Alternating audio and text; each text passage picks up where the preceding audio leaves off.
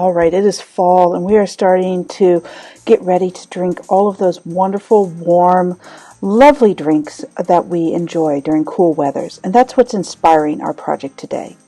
So turn to a new section in your journal or pull out a fresh new piece of paper so that we can make our project. Now, if you are working in your journal, you are going to need to fold this into fourths, and I know some of you don't want to tear the paper out of your journal. So you can just fold it in half vertically, and then I just like to have it folded like this, and then draw the line. And then to fold it horizontally, pull those pages up so that they meet in the corner, and that will make a little mark there. And then count how many spirals you have on your journal, and then count in to the middle one. So mine is the 12th one in. I draw a little line there, and then I just use a straight edge, like, the side of another notebook or something, or another piece of paper or whatever, to draw that straight line. Now I have divided my paper into fourths, and I didn't have to pull it out of my notebook. And now there are all kinds of delicious warm drinks that are served during the cool weather that we enjoy. And there's different kinds of mugs for each one of those. So I'm going to draw a teacup. So a teacup has sort of a rounded bottom, and it's a little smaller. And all of the things that I'm going to have, well, almost all of them will have a dish, a saucer around them. So here's a teacup. Then I'm going to do a latte mug. And I think I'm going to make this one of the to-go cups. So lattes are served in tall cups like this. And I'm going to make it a to-go one, so I'm not going to add the handle to that. And then down here, I'm going to make a coffee mug. And I'm just going to finish drawing in the rest of these shapes.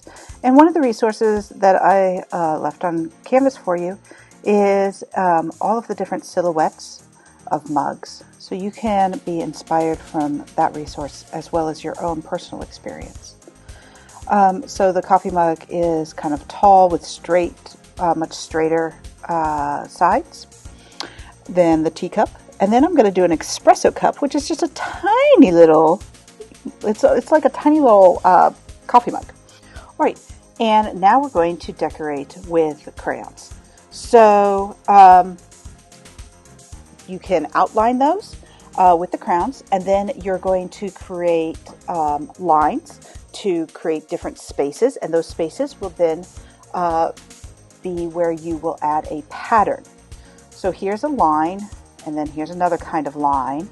So you're proving that you can draw a variety of lines. So the variety of lines is something I will be grading. And then you will also be adding a pattern. So we also want to show how we can make patterns. So making patterns is a big part of this lesson as well. Just a really fun, festive way to show how we can make a variety of lines and a variety of patterns. Don't color it in yet, because we're going to do a really cool special way of coloring this in.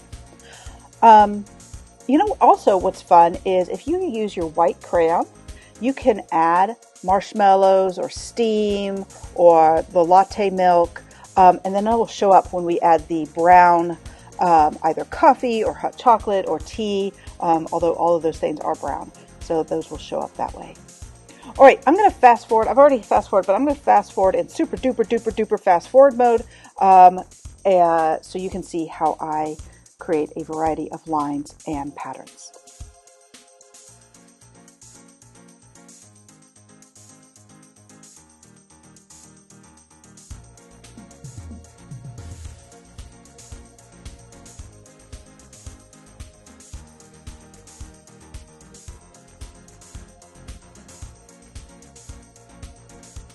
And then the last thing we're going to do is add a line pattern in the background. Make sure that you skip so that the line pattern shows up behind the coffee mugs.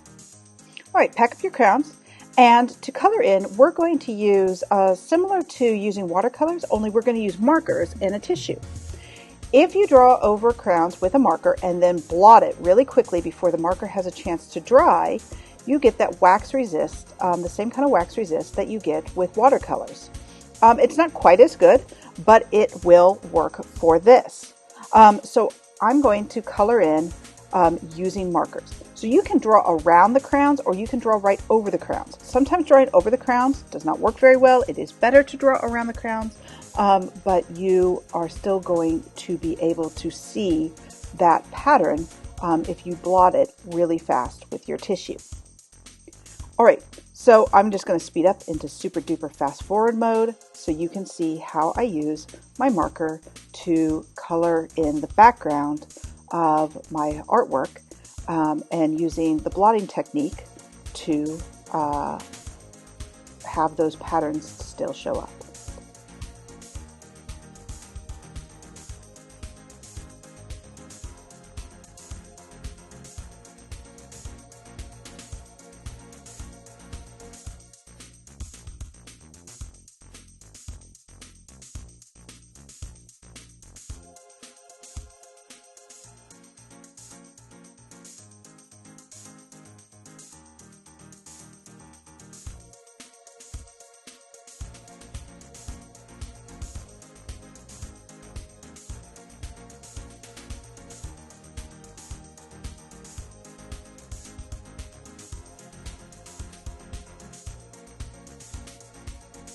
All right, and as you can see, everything is colored in nicely, neatly, and completely. So I know that your artwork is going to look absolutely fantastic, and I cannot wait to see it.